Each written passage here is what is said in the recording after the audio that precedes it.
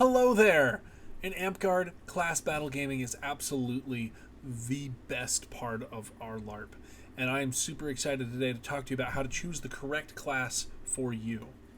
So, I'm Squire Callahan, Ridgeborn, almost a battle master, always a wizard.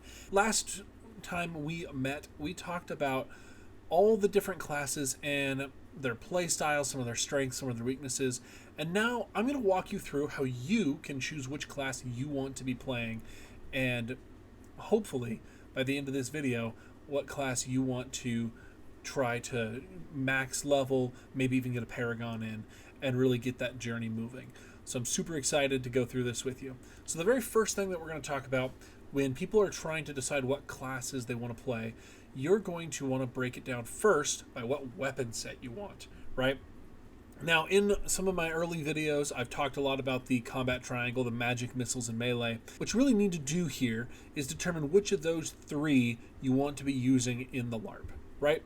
And we're going to look at bow classes first. So if you want to use a bow, well, there are 4 options. You have Archer, Scout, Assassin, and Druid. Druid is a weird one because you can't actually use a bow until level 6. That's kind of a drawback there. But if you are going to be in a bow class, the determining factor for you in which class you should play is based on what you're most worried about. If you want defensive abilities, you want to avoid being damaged or possibly hit, then I would recommend the classes in this order: Assassin, Scout, Druid, and Archer. And there's a reason for this. Assassin has the most get out of jail free cards. On a per life basis, a level 6 Assassin has 2 shadow steps and 2 blanks. So they have 4 very fast incants that say, I'm going to be insubstantial, you can't hit me. Assassin also gets a teleport, which is very helpful because you can then teleport through a bunch of your arrows and pick them back up, maybe even do some flank arching. Now, Scout, I put second on the list here. Scout can wear more armor than an Assassin, but they also get Shadow Step. And Shadow Step is the premium get out of jail free card for archers. Now, Druids are number 3 because Druids have a ability to stack archetypes. Druids can multi-stack, so they can take Ranger and Avatar of Nature. So you're able to give yourself magical armor, and Druid also has stone form. So there are options for Druid to be getting out of jail free with the archery build. It's just suboptimal if you're going archery to only be enchanting yourself with that armor, because Avatar of Nature really is built to be more of a frontliner.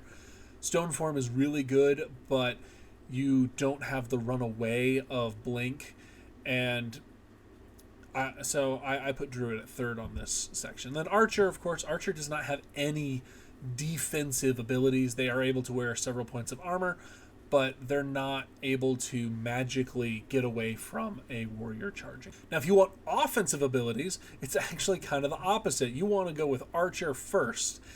Archers are exceptional at putting effects down range, and they project force at the most effectively. They get specialty arrows that have huge impact on the game. You can force players to not move. You can force players to not cast spells. You can go through magical armor. You can destroy shields and swords and other equipment at great range. So Archer is the most offensive bow class. Now, I say Scout is the next most offensive. They have the ability to get pinning arrows, which are the premium specialty arrow in the current meta, at least here in the Rising Winds. The thing that's really going for Scouts is Scouts also have Dispel. Now, a thing that a lot of archers have trouble with is those pesky enchantments that give things like Harden to shields and swords and equipment and magic armor. Scout can Dispel and then shoot. So you can Dispel a pole warrior and get rid of their Harden and then shoot their pole and break it.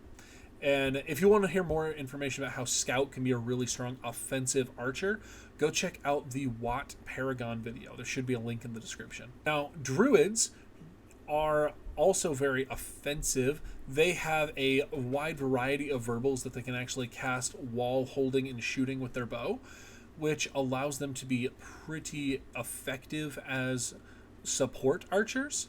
And then finally, I'm saying Assassin is the worst at offensive because they only get specialty arrows that are poison arrow, And Poison Arrow is the weakest of all the specialty arrows. And then you also don't have strong offensive verbals. You have a hold person, and it's just not a lot going on there. Now, Assassins, you can make an argument for Assassin being higher in the offensive abilities because of Assassinate. So Assassin does have that 50-foot range on Assassinate, which will allow them to potentially get a curse on a player that was a good distance away. Now, for team support, if you want to be an archer that is helping out your team a lot, Druid is going to be top dog. Druid can take all kinds of enchantments and mends and releases and all that. If you want to see a Druid that is primarily doing support, I'd really recommend checking out Dark Badger's Paragon interview. She talks about using her bow and being able to switch around in field position, but still supporting her team primarily and being effective in that. And that's one of her big strengths. Number 2 pick here is actually Archer if they're an Artificer Archer. So Artificers get Mend at a crazy high use case. They're able to use Mend to repair swords and shields without consuming the use of Mend. They also have Greater Mend on Recharge, which is just amazingly good. So Artificer Archers are the number 2 pick. Then I would pick Scout. Scout is able to track you out of Insub. They're able to release you. Archer, if you're playing Sniper or Normal, is able... I mean, they're basically tied with Assassin here because neither of them have anything that's going to help out a teammate other than shooting their bow. So yeah, if you are looking to play a bow class, I hope that this helps you decide which of those classes you're going to want to pick. Now for magic, I love magic. If you want to be playing a magic class in Amtgard, you have Bard, Druid, Healer, and Wizard. And those are your 4 caster classes. And again, we're going to base our choice off of our primary concern. What are we hoping to be doing the most of? If you're looking for personal defensive ability, Bard is the king of personal defense. Bard is the only caster that's able to wear 2 points armor, or any armor that's worn physical armor.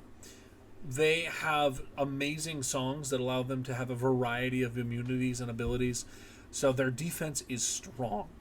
Now, Druid, if they're playing Avatar of Nature, rivals the Bard in this. The reason I say Bard beats out Druid as a defensive caster is because Bard does have that physical armor, where Druid, playing Avatar of Nature, has magic armor, and that can eventually run out, especially in those longer Kingdom formats. Now, Healers, as far as defensive abilities go, Healer has unlimited heal, so they can heal themselves, and that is really useful. Druid also has heal, so they can heal themselves, but Wizard is really up a creek because the only way they have to heal themselves is using Steel Life Essence, and they really want to be using that to recharge their kill combos. So Wizard is really weak as far as defense goes. Now, if you want to talk about offense, whoo boy, have I got a class for you. It's called Wizard. It's the best class ever. Why is Wizard the best? Because it just deals so much damage. Every single Wizard archetype is amazing for dealing massive spells as like all over the place. Warlock gets Finger of Death doubled. Evoker gets all the magic balls as fast as you can say them. Battle Mage can move while casting their offensive spells to make sure that they hit, and they can threaten all over the field. Having an unlimited meta magic is so strong. So if you want to be dealing offensive damage, you want to look at Wizard very closely. Now, if you want to look at offensive spells for Druid, that's also a great option. Druid gets Icy Blast per life, which is crazy strong. They also have Call Lightning, which is equivalent to that Wizard Finger of Death. It gets a little weaker after that, but they have a couple of fun rechargeable abilities, and you can kind of do a hybrid build there. So Druid is definitely up there. Bard has fairly limited options when it comes to offensive spells. Bard is mostly built around crowd control and songs, and so their offensive verbals mostly point to forcing people either to engage with them or leave, and they don't get any spell balls at all. Now, Healer does get some spell balls, but as far as offensive verbals go, Healer's in a rough shape. Now, if your primary concern is support, healer, absolutely the pinnacle class for you. Healer gets resurrect and heal. Heal is unlimited. Resurrect is recharge times 5. They get innate on a per life. Only class that gets innate per life. So they have massive sustainability. They also have release and mend and everything else you would expect a magic user to have. And they also get greater release. Druid is really good for team support on the offensive side instead of the defensive side. They can pass out so much enchantments, often referred to as candy, and candy druids they have so much to give. Bards are also amazing supporters. I really debated on where Bard should be on this list because Song of Power really is a boon to absolutely everyone that's going to be recharging anything. Sleight of Mind is really strong, but the reason I ultimately put Bard here in third place for team support is because Bard's abilities require other people to either have received enchantments or to have used their spells already to be useful, right? And having Resurrect on Healer and Druid just puts them just a hair over Bard in supporting. Wizard is terrible at doing team support. They have a lot of great support spells, but the positioning for them is awkward. They do not have Heal or Resurrect, and so being able to bring back teammates is very limited. They do get Word of Mending, and they can have Greater Mend, so there's a lot of availability, but historically, meta speaking, wizards aren't doing a ton of support. Now the marshals. If you want to do your killing up close and personal with a melee weapon, you're going to be playing a martial class. So the first thing you're going to want to do is choose by what weapon set you're going to be looking at for marshals, and then how much armor you're looking for.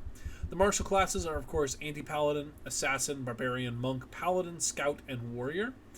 And if you are looking at equipment options, right, there are a variety of weapons you might be interested in wielding.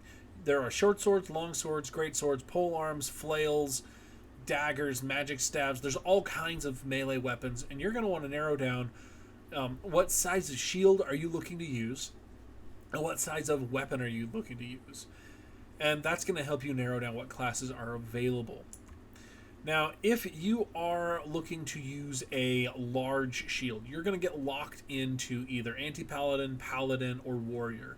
If you're looking for a small shield, well, good news, you can be playing Anti-Paladin, Barbarian, Paladin, Warrior, Scout. All of those guys get small shield. If you're looking to play flow, the world's your oyster, right? So you're going to want to choose what equipment you're wanting to have, and then you're going to go into your class options. From there, I also recommend looking at their armor points. So however many armor points you have is going to be helpful. Now, I personally recommend everyone build an armor kit designed to have either 2 or 4 points. Now, I don't mean build to 2 or 4. I mean make an armor kit that can switch between having 2 points and 4 points using our armor rating system, which was covered in one of my previous videos. The really convenient thing about the armor is if you have more armor than your class allows, it just drops down. You're allowed to wear it. If you have 4 points and you're playing Barbarian, you only get to count 3, but they're not going to penalize you for wearing 4. Now, if we wanted to look at each of these martial classes the same way we did the other 2 categories, well, defensive ability-wise, you are going to be looking at a couple of factors there. So I put Warrior at number 1 because Warrior has 6 points of armor. They have the most armor in the game, right? As a 6-point warrior, you can also wear Ancestral, which makes your armor so that it ignores armor breaking. An armor breaking effect, instead of breaking that armor, deals 1 point of damage to the armor. That also absorbs spell balls and prevents engulfing states from happening to you. It also does this with arrows. So Ancestral Armor is super strong defensive ability. It's awesome. It's on Warrior. Now, Monk has a very different kind of defensive ability. Monk has Enlightened Soul. So monks cannot be cast at. The only spells that affect them are spells that actually just affect their weapons or their enchantments. And so monks have a huge defensive advantage over everyone else on the list, and really they also get a point of physical armor now. Now, I said assassins and scouts because they both have insubstantial abilities and they're able to wear physical armor. Paladin and anti-paladin have more specific defensive immunities, and paladin also has that protection from magic. I think that's slightly worse than assassin and scout, because an assassin and a scout can both shadow step to get away from spells or a superior fighter rolling up on them. And then finally, barbarian is frankly just, they have the worst defensive abilities because their rage is set to a specific timer, and so it is easy to time when they're in the rage and extend your spell to make sure that it ends after their rage ends. So barbarian, I would argue, is probably the weakest on the defensive abilities side. Offensive abilities, well, anti-paladin takes the cake here. Flame blade plus poison on a polearm that can't get heated. Whew, that is a stack of nasty coming at you. So they're really, really good. They are the DPS melee class. Barbarians are, I think, right on their heels. And this is where I think I might get a little bit of controversy, because barbarian is in a spot where I think barbarian is phenomenal at beating up everyone but warrior, because they are able to, because they have natural armor breaking. If you are in a straight up fight with a barbarian, it does come down to stick skill, because if you've got 4 points and they've got 3 points, well, for them, you actually have to hit them 3 times and they only have to hit you twice to break an armor location. So the math works out for the barbarian against paladin and anti-paladin, and against scout and a fellow barbarian, the math just gets worse and worse with all the other classes. So they also have brutal strike, which is really strong. It curses and suppresses a player, and I think brutal strike is getting slept on a little bit too much. Assassin is really strong because it has poison on a per life. If you've got Look the Part, you get 2 poisons, recharge times 3. They also have assassinate, which curses their victims. So they're able to come up behind you, find that little part of your leg that isn't armored, whack that, say wounds kill assassinate, and now you're dead and can't get resurrected unless it's a greater res or someone greater releases you.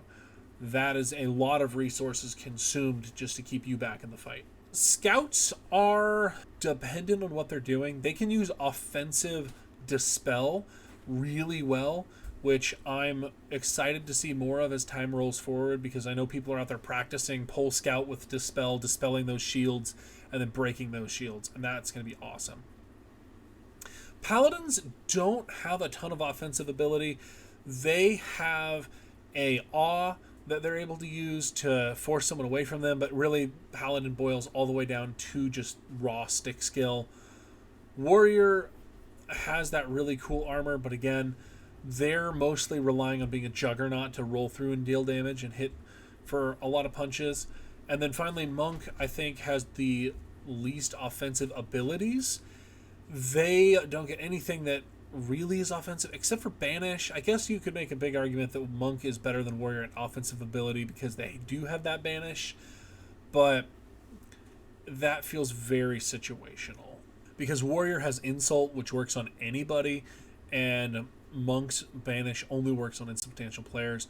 Meanwhile, if you look at like scout has tracking and hold person, so they're just all around a little bit more offensive. Now, if you want to be supporting your team as a martial fighter, paladin is the go-to.